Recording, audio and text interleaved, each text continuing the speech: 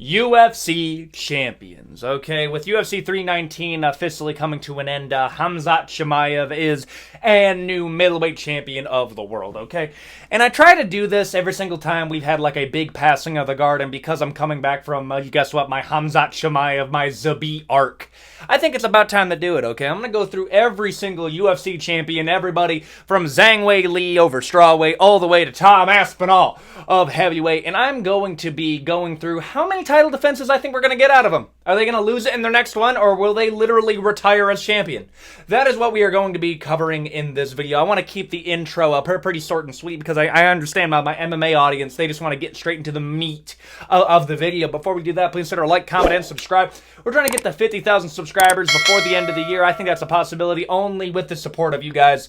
And it's good to be back. I get to rant about these. I'm feeling hype. And let's go over every single UFC champion, and I'm going to rank them on how long I think they're going to reign. Who's going to lose their belt first? That's really what we're going to be doing. And let's get into it. Let's go. Zhang Wei Li. Understand this. When we're going over women's MMA, the problem is like Zhang Wei Li, isn't the kind of race that Rose Namajunas was the one to do it?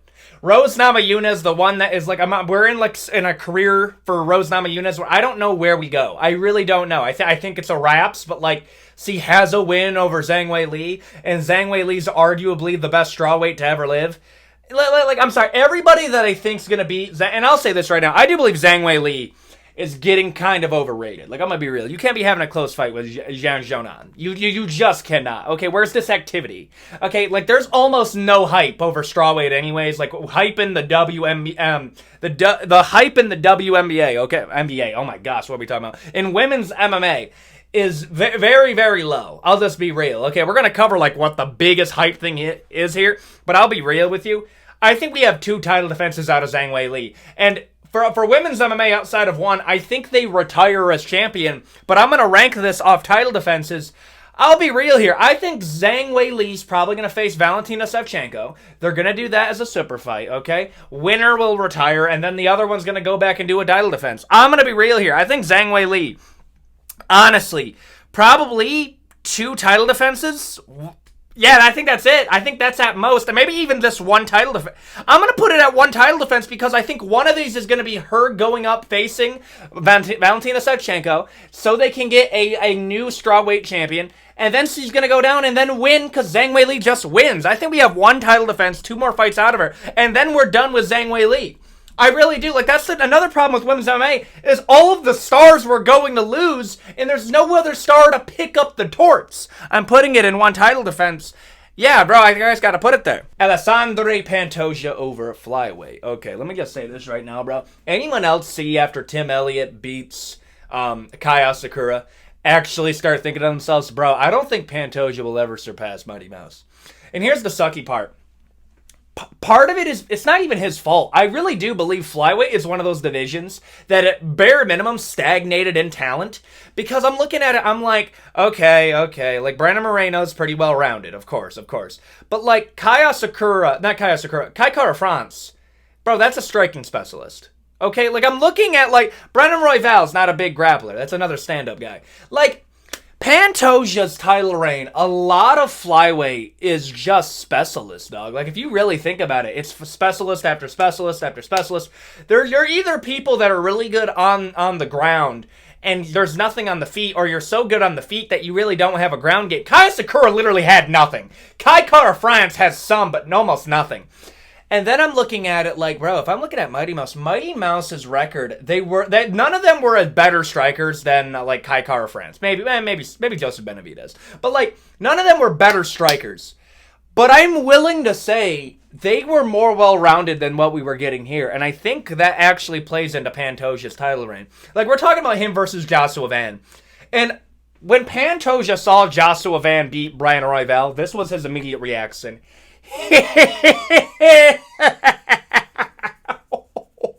Oh, brother, it's a 23-year-old flyweight prospect. I'm sorry, like, that. I'm literally giving you money, bro. I'm sorry, Pantoja's gonna go in there and starts Joshua Van, and the narrative is going to be, oh, well, he got Joshua. Like, I think Joshua Van will be flyweight champion. I do. I think Joshua Van is gonna become the flyweight champion. I think he's gonna be able to go on a run. But, like, I'm sorry, bro. Pantoja's going to beat Joshua Van, and this is what we're talking about with Pantoja. I think Pantoja, honestly, we got 3 title defenses. Like, at what point does Pantoja just go up and face Merab? I'll say this right now. We're to a point with Pantoja where the only way that I can ever argue him above Mighty Mouse, because I'm sorry, the evolution of MMA argument doesn't really apply here, because I don't think it's evolved that much. I really don't. I don't think flyweight has evolved as much as other divisions. I think they've all been allowed to stagnate. And I think Pantoja doesn't see that, but I think he's so dominant he doesn't really mind it.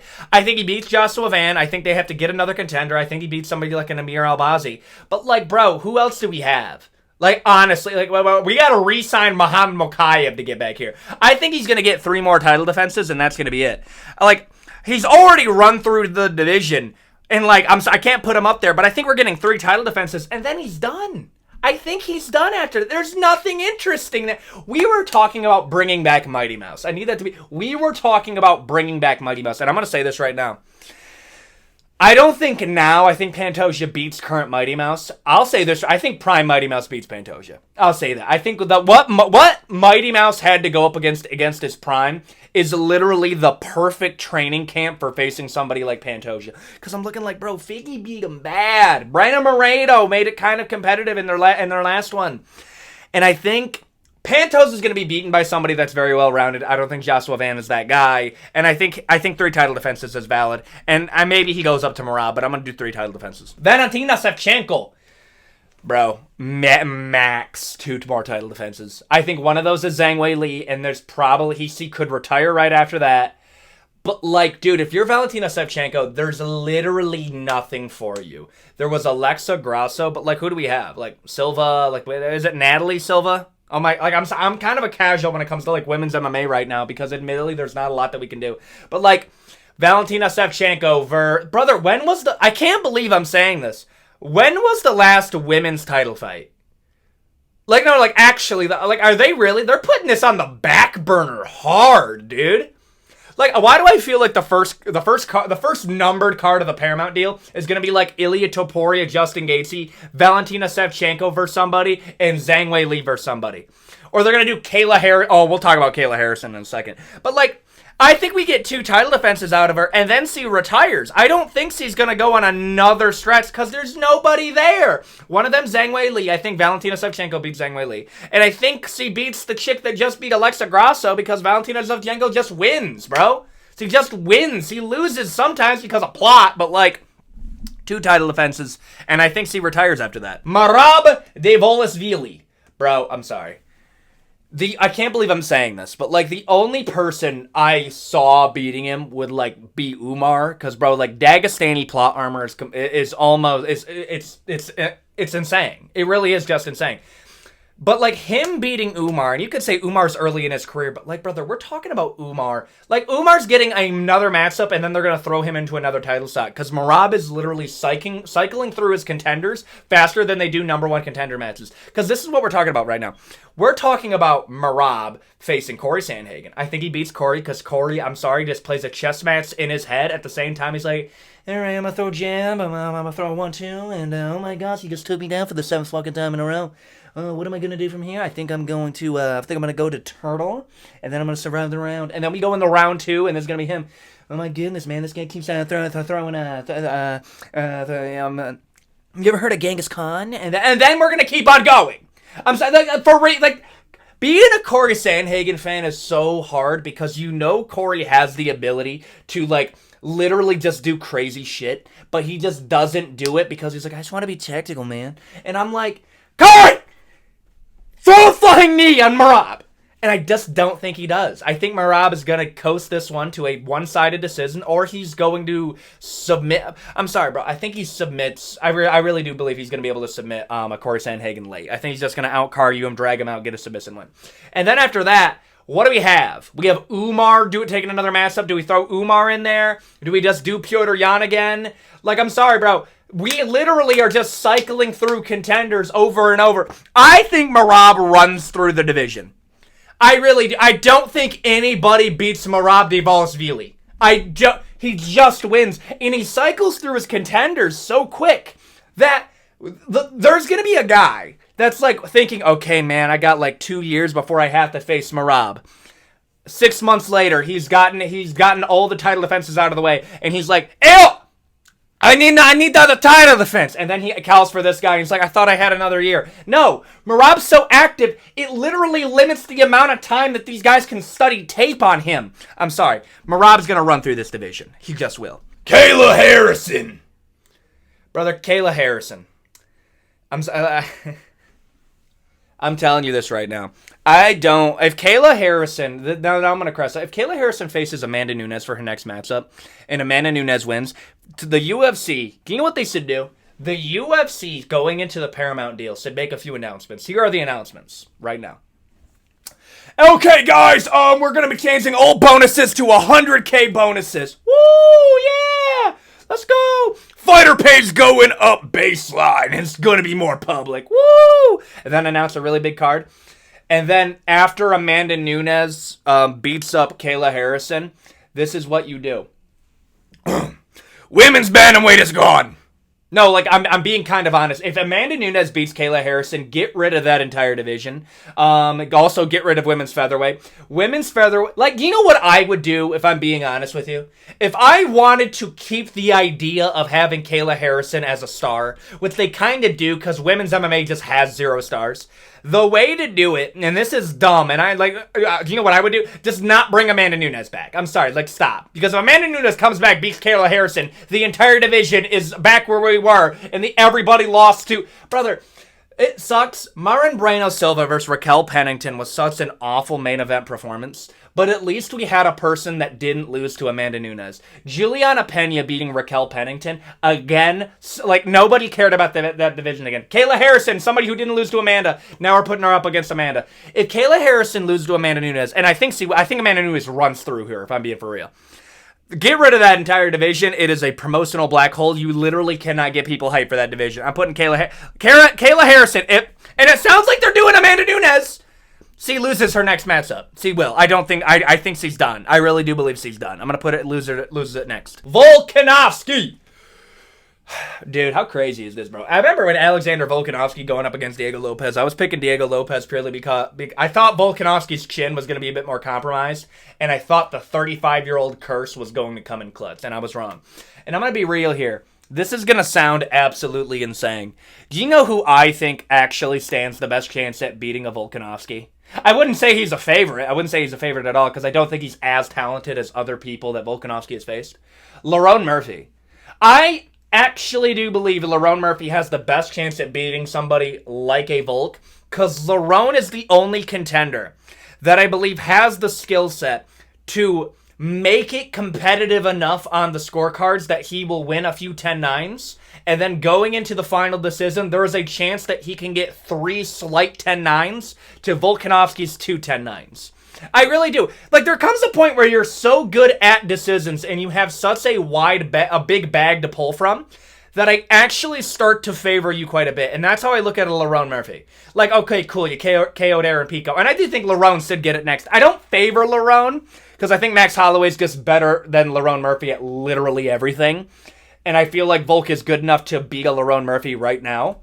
But like Movsar Evloev, it's like Movsar Evloev does not have a really deep bag. He has a big grappling bag that he can pull from.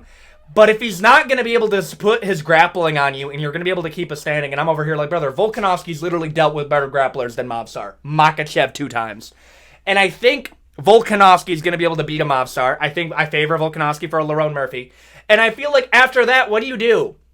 Gene Silva, if he beats Diego Lopez? Like, I think at absolute max, we're getting 3 title defenses, and I favor Volkanovski in each of those, as of the Volkanovski I saw face Diego Lopez. This is a patient Volkanovski. I think he beats a Gene Silva. I think he beats a Lerone Murphy, but I think Lerone has a pretty good chance, and I think he just has more to do than a Movsar Evloev, and I'm putting it in 3 title defenses. Ilia Topuria! Okay, if Ilia Topuria faces Justin Gaethje, which, okay, like, I don't want to do my contacts, but I got a few people that like are kind of in the inside, and the way they're talking about the issue is that the negotiations look a lot like this. All right, we got a Paramount deal. We really don't have to worry about selling these cards anymore, but we want to do something big. We want to do something big to kick off this Paramount. Okay, do we have any stars? Okay, Ilia Topuria. We got Paddy Pimblett. He can sell. But then we got Justin Gaethje. He's managed by Ali Abdelaziz. What about Armin? Fuck Armin! No joke. That's literally what it's sounding like to me. Armin Sarukian's just getting thrown away. And I love that. You know why I love that? I think Armin Sarukian should get thrown to the wolves when it comes to this title contendership for the same reason that I think Lerone Murphy should get the title shot. If you do something cool for the company, I think the company should repay that. Lerone Murphy stepped up on 3 weeks' notice and KO'd Aaron Pico. Armin Sarukian got a decision win over Charles Oliveira. Charles Oliveira gets KO'd by Ilia Topuria, and Armin Sarukian refuses matchups against Gamrot and a few other people. I think Armin Sarukian should be forced to take on, like, I don't even know who you put him up against. I don't really care. I don't want Armin versus Paddy, because I feel like you can do Armin versus another do Armin versus Dan Hooker. I think that's the matchup to make then. He's calling for him, Dan Hooker versus Armin Sarukian. I like that. But, like, I hate to say it, bro, but we're actually talking about, like, Justin Gaethje. And here's the one pro that nobody's going to talk about. If they do decide to do Justin Gaethje versus Ilia Topuria, it's almost a guaranteed win for Ilia because Ilia Topuria is going to turn Justin Gaethje into a highlight reel. And I think Ilia Topuria beats Justin Gaethje. I think he beats Paddy Pimblett. I think he beats an Armin Sarukian. This hype over Armin Sarukian is legitimately insane because y'all are talking about Armin Sarukian like he's Khamzat Chimaev. Brother, I'm sorry. I literally watched Armin Sarukian get outstruck on the feet by Joaquin Silva. I'm sorry. There comes a point where I'm like, he's not that good. I like that, like, hold it down a little bit. I think Ilia Topuria starts as all 3 of them. Now, this is where it gets interesting. We're gonna have to cover this with Makhachev because there's a scenario if Makhachev goes back down. I do kind of favor Makhachev a little bit, but if there's something where Makhachev stays up at welterweight, I think Ilia Topuria is gonna get a solid 2 title defenses. I'm gonna put him at 2, and the reason I'm doing it 2 is I don't know when Makhachev is coming back into the fold, and I do believe Ilia Topuria is gonna have a lot of trouble and will probably lose to somebody like a Makhachev, but he's not a champion right now, so I don't have to rate it. Jack Della Maddalena. Okay. Speaking of Makhachev, I like JDM, I really do, and I think JDM has the tools to make it very competitive with somebody like Makhachev and potentially even win, because I saw what happened with the Belal Muhammad matchup, and I'm sorry, bro, Belal can enforce his grappling, and Maddalena made him look like he couldn't. But I'm sorry, I am going to favor a Makhachev on this one, and I do believe JDM's probably going to lose the next matchup. Now, if he beats a JDM, no, I know. And if JDM beats Makhachev, I think JDM probably goes on a pretty good run. I think like an Ian Gary, I favor JDM a little bit more in the pocket. If somebody like a Son Brady stands a pretty good chance, but I think JDM lights him up on the feet if he can keep it standing. But as of right now, I think he loses his next matchup because of Makhachev. But if he beats Makhachev, he clears him, then I think he's going to reign in that division for a minute. I'm going to put it loses his next one. Khamzat Chimaev. Okay, Khamzat Chimaev. Bro, I literally have no clue who beats him. I've been going off on this in like the short form stuff, but like this is the way that I view it. There is a skill set to beat Khamzat Chimaev.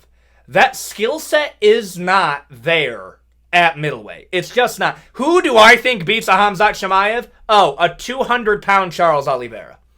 That is the guy that I think beats a Khamzat Chimaev. I'm sorry. Because we're going off stylistic matchups, I think the person to beat a Khamzat Chimaev is a person that can submit you off your back, can actually do some counter grappling off of their back. The problem is the only person we have is Reinier de Ridder.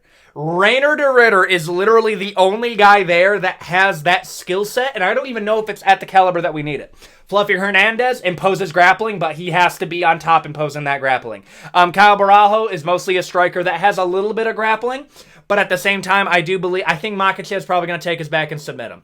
Imavov gets taken down by like a Brennan Allen. And I think Khamzat Chimaev is probably going to submit it to Imavov. And here's the messed up part. I think Imavov has a good chance at beating Barajo, but I think Barajo has a better chance at beating Khamzat Chimaev, but we're splitting hairs here. I'm going to be real. I think Khamzat Chimaev, if he can stay active, is going to run through that division. I really do. I think he runs through that division, and I think that's what's going to happen. Magomed Ankalaev. Brother, I think Magomed is going to KO Alex Pereira. I'm sorry. I'm seeing Alex Pereira doing an A24 movie, and there comes a point where I'm like, Pereira! I'm sorry, dude. I think Magomed's going to go in there, and I think Magomed has gained a lot of confidence off of this, and I think it would be cool if Pereira won, but Pereira's over here filming a movie. I think he's already kind of getting checked out of the sport. He was talking about retirement. People forget about that. That's what he was talking about after the Magomed Ankalaev performance, and I think Magomed is probably going to finish him. And then you want to know what's weird? Do you know what matchup I actually kind of think would beat a Magomed? Unironically, Yuri Prochazka. Like, I know that sounds like a meme, but, like, Yuri has just a weird way of, like, I think Yuri's gonna be able to outstrike and probably counterstrike Magomed Ankalaev pretty convincingly.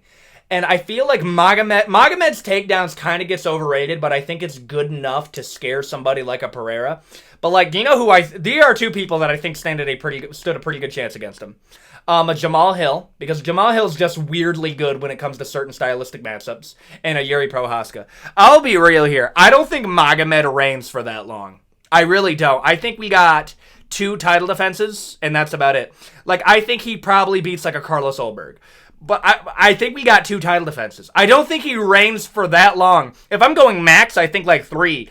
But I think people are kind of overrating Magomed a little bit. I think he gets 2 title defenses, and then I think he gets found out by somebody. Tom Aspinall. Understand this. If Tom Aspinall gets through Cyril Gane, which I favor him to do, because I'm sorry, this is the simplified way to pick a matchup, okay? Simplified way. If you got 2 guys facing each other and both of them are good at striking, but one of them's good at striking and grappling, pick the one that's good at striking and grappling. If you have a grappler versus striker, pick the grappler. If you have 2 strikers going against each other, it really just comes down to flipping a coin. Tom Aspinall is the epitome of he has grappling and striking. Cyril Gane just has striking. And I feel like that threat is going to make Cyril Gane more hesitant, and a hesitant Cyril Gane is a lot less dangerous than a Cyril Gane that's allowed to unload on, like, a Sergey Spivak, on a Tai Tuivasa, on a Derek Lewis. If Cyril Gane is going up against somebody that he doesn't have to worry about the takedown threat, Cyril Gane becomes a lot less dangerous, and I think Tom Aspinall is that danger. And I think he beats him. And I think Tom Aspinall's going to beat just about everyone else we give him. I think Tom Aspinall's going to go on a crazy run. Dude, Cyril Gane is the best chance to beat him because he's the only striker that's anywhere near his capabilities. I think Tom Aspinall beats a Curtis Blades again. I think he beats a Volkov again. I think he beats a Sergey Pavlovich. I think he beats a Tybura. I think he beats a Derek Lewis. I think we're going to stack up title defenses like Infinity Stones. I think Tom Aspinall is going to become the go to that division. I think he runs through that division. And there you go. Those are the current UFC champions and when I think they're going to lose their belt, if they do. Okay, if you enjoyed this video, please throw a like, comment, and subscribe. We're trying to get to 250,000 subscribers before the end of the year. 500,000 before the release of GTA. Whoa. That was the Ethan on Everything one. Oh my goodness, I just recited a script. 50,000 subscribers by the end of the year. Some people were really confused for a second. 50,000 subscribers before the end of the year. 100,000 before the release of GTA 6. That is the goal. And I will see you all in the next video. Cade Side out.